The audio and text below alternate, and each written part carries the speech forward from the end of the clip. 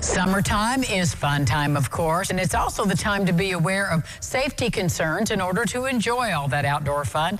Lorraine Martin is the president and CEO of the National Safety Council. Good morning. Good morning, Angie. Thank you for being here for Local Lifestyles. And let's just, get the ball rolling. Why is this time of year a time to be particularly on alert about safety? Well, that it is, but it's also important to be alert to safety every time of the year.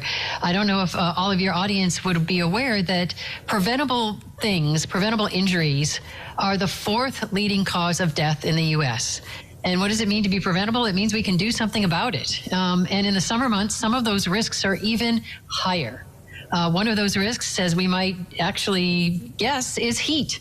The country in most places has some hot summer months, and heat illness becomes a very important issue and risk for us to double down on and make sure that we have the right awareness around, whether it's just being out and about with friends and family in the summer or for those that work in outdoors in very high heat.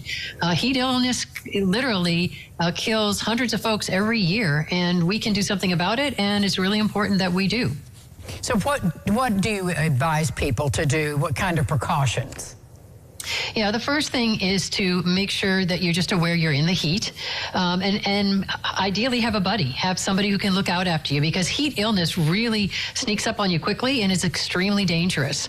You need to be watching someone for the signs of heat illness and making sure that if they're not looking right, you're getting them some rest, taking a break from whatever you're doing, making sure you get hydrated, and at the same time getting in the shade. This goes for anyone that is in your life or around you at work, especially for elderly and including pets. Well, let's kind of shift gears here and talk about preventable automobile accidents. What's your guidance here?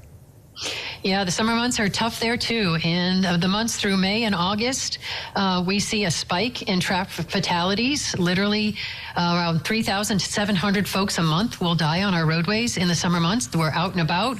People are doing things, going places they're not accustomed to. Last year in 2022 alone, we lost 46,000 folks on our roadways. That's literally equivalent of 100 people dying every day, like a commuter aircraft crashing every day and everyone losing their life.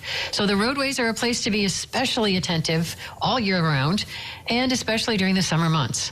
And very much so, we know what you need to do. You need to not speed, you need to wear your seatbelt, you need to not drive impaired and not distracted. And I would tell you, Indiana actually has taken one of those things even the next step further and designed some of their roads such that they are more safe. Carmel, Indiana has put in a lot of roundabouts, which actually slows you down, which for some folks might be a little bit of an inconvenience, but it significantly saved lives. And they're often stood up as a hallmark of truly being able to address some of the most highest risk roadways. So how can our viewers become safety heroes this year? Yeah, everyone can be a safety hero by both setting an example on the roadway, at work, when you're out in the heat, but also by telling your story. We have a safetyispersonal.org website that you can post your story of either doing something to save someone's life or to support somebody who is in distress. And we can also share some of those stories on hashtag safetyispersonal. The one I'd like to highlight, though, where we really need a lot of safety heroes right now is in the issue of opioid overdoses. I gave you that statistic of how many folks are dying on our roads. We have nearly double that dying annually from overdoses.